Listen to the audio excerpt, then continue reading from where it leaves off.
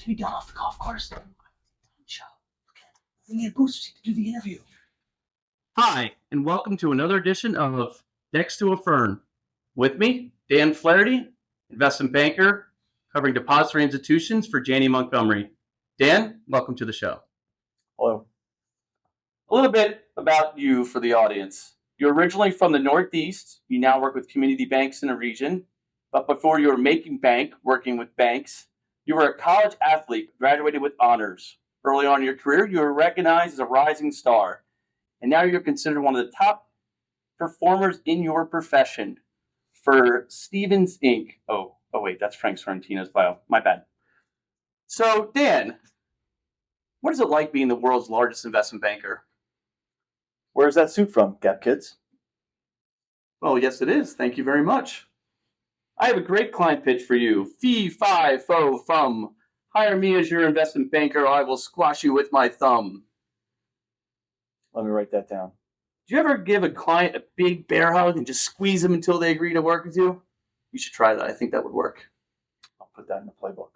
You work in a very competitive industry. When you visit a potential client, do you ever put your name on a KBW business card?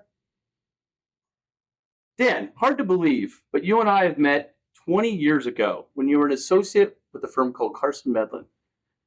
Are you surprised that you're still working with companies that nobody's heard of?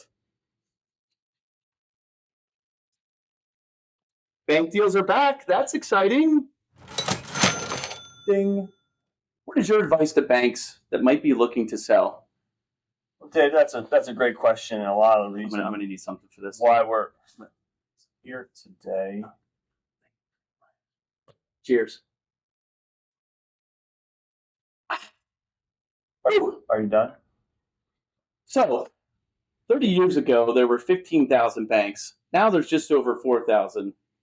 So that means, let me take out my calculator here, carry the 1 plus 5 divided by 3. By 2025, there will be 4.5 banks. Do you think bank consolidation is bad for the industry? Why is there a dead cat on your face? What is your favorite banking acronym? NIM. Mine is BOLI.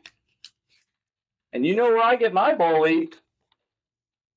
Nucleus, of course. I'm sure you hear bank execs talk about high interest rates, credit risk, regulatory challenges, and net interest margin. Does it bum you out that you have to work with so many Debbie Downers? Dan, it's been a tough environment for banks recently. What's your outlook for the rest of 2024? Well, it's been a tough year so far. I'm looking forward to getting some more information on. Bring the whole bottle this time. Bring the whole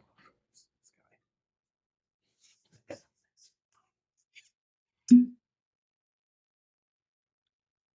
You want a sandwich too? No, shot's good. No, when you're ready. Oh, we have a word for our sponsor. For all your bank search and advisory needs, there's only one option, Travillian. Let's try this again. I like the first take. For all your search and advisory needs, there's only one option, Travillian. There's a big election coming up in a couple months. The results will have a meaningful impact on the bank space. This is two-part. You think? I do. Someone give you that question, Dave? I have producers. They're very good. What kind of car do you plan to drive to the polling place? And what is your strategy for fitting into the voting booth? Very carefully. We have a couple bank jokes you can tell at your next board meeting. It will really loosen them up. I love everybody. Thank you, everyone. Ladies and gentlemen in the boardroom. Why did the banker switch careers? He lost interest. Why can't snakes rob banks? Because they're unarmed. And why is the banker's balance sheet like a college kid's term paper? Both have shrunken margins. I love everybody. Good job, Brian.